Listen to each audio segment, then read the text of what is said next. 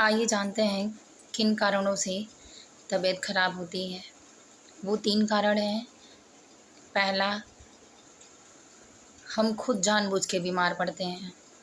दूसरा, आपको तो हँसी भी आएगी, लेकिन एंड तक बने रहेंगे तो पूरा समझ में भी आएगा। दूसरा, हम लोगों के द्वारा बीमार पड़ते हैं। और तीसरा, अपने कर्मों के पिछले कर्मों के कारण भविष्य में बीमार पड़ते हैं। जैसे बहुत बड़ी कोई बीमारी हो गई और उससे हम परेशान हो गए तो उससे बीमार पड़ते हैं।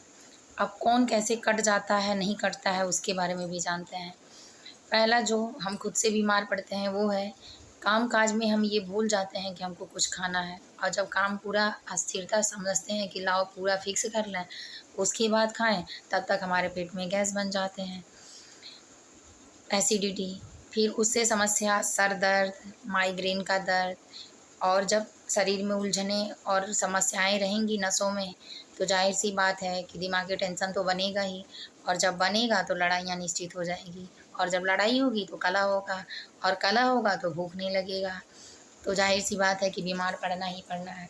तो इस तरह हम अपने वजह से बीमार पड़ते हैं। अगर सारे काम के साथ टाइम से हम अपना खाने पीने में भी ध्यान लगाएं तो पक्का बीमार नहीं पड़ेंगे। दूसरा दूसरा ये है कि हम लोगों के द्वारा बीमार पड़ते हैं। कैसे? जब हम बहुत अच्छा करते हैं कुछ तो लोगों को खटकने लगते हैं, या हम उसकी वाली नहीं होने देते हैं, या ऐसा है कि हमारे वजह से वो सुखी नहीं रहता और हम दुखी नहीं उसकी वजह से होते हैं, और खुश नज़र आते हैं तो बीमार पड़ते हैं। क्योंकि हमारे सर में 9 ग्रह निवास करते हैं। किसी बुक और किताब में कुंडली में तो होते ही होते हैं, लेकिन सभी ग्रह हमारे सर में निवास करते हैं।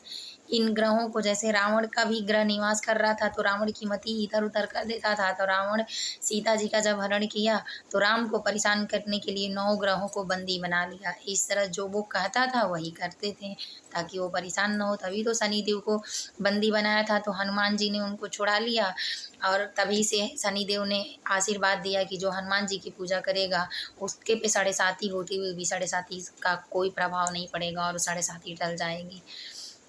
इसी तरह 9 ग्रह हमारे सर में निवास करते हैं।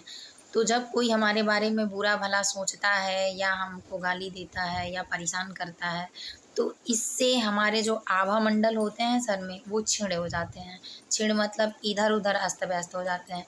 और आपको अच्छे से पता है कि आपका सामान ही कोई अगर यह अस्त व्यस्त हो गया तो आपको गुस्सा आता ही आता है। तो आप क्या करते हैं? अपशब्द बोलते हैं, और किसी को अपशब्द बोलते हैं तो वो भी आपको बोलता है, तो फिर लड़ाई हो जाती है और आप बीमार हो जाते हैं। इसी तरह से आवामंडल में क्षीण होता है तो उस व्यक्ति की परेशानियां बढ़ती जाती और एक पर एक करके बढ़ जाती हैं तो बीमार हो जाता है। और ये बीमारी 8 से 10 दिन, 20 दिन, 1 महीने तक चलती है। जो हम खुद से बीमार पड़ते हैं वो ज़िंदगी भर लगी रहती है। अगर हम उसका समाधान नहीं किए और नहीं सोचें तो बढ़ते जाता। और दवा का प्रयोग जानते ही हैं, आज 1 पावर का चाहिए, 1 पोटेंसी का, तो कल 2 का चाहिए, 3 का चाहिए। वो यूरिया की तरह है।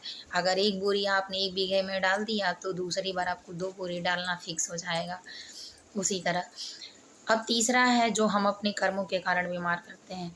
तो पिछले जन्म में जो हम काम किए हैं, जो पाप किए हैं, उसके कारण हमारे भाग्य में लिखा है कि हमको कितनी परेशानी झेलनी है, तो उसके कारण हम बीमार पड़ते हैं। अब इसको हम काटेंगे कैसे? काटने का सिर्फ एक उपाय है कि आप धर्म बढ़ाइए। अगर अपने धर्म को बढ़ाएंगे, भगवान की शरण में रहेंगे, भगवान की के इच्छा अनुसार अपनी गति तय करेंगे, अपने साथ साथ उनके पे भी सेवा भावना, अपना अर्चना वंदना जो भी है लगाए रहेंगे, जो कमाते हैं उसमें से थोड़ा उनके लिए भी खर्च करेंगे, दान पुण्य करेंगे, तो निश्चित तौर से आपका धन भी सेफ रहेगा, आप भी सेफ रहेंगे, आपकी फैमिली भी सेफ रहेगी, और आप बीमारियां होनी तो निश्चित है लेकिन बड़ी नहीं होगी, छोटी होगी, कट जाएगी। क्योंकि भगवान कहते हैं मेरे शरण में आओगे तो निश्चित रूप से तुम्हारी आवश्यकताओं की पूर्ति होगी और तुम्हारे दुख दरिद्र तो कट जाएंगे। मैं लिखा टाल नहीं सकता लेकिन कम ज़रूर कर सकता हूँ। इसलिए इन्हीं कारणों से बीमार पड़ते हैं। मिला के देख लीजिएगा और करके इसको देखिए, 1 महीने में आपको बिल्कुल रिजल्ट दिखाई देगा। जय माता जी, हर हर महादेव।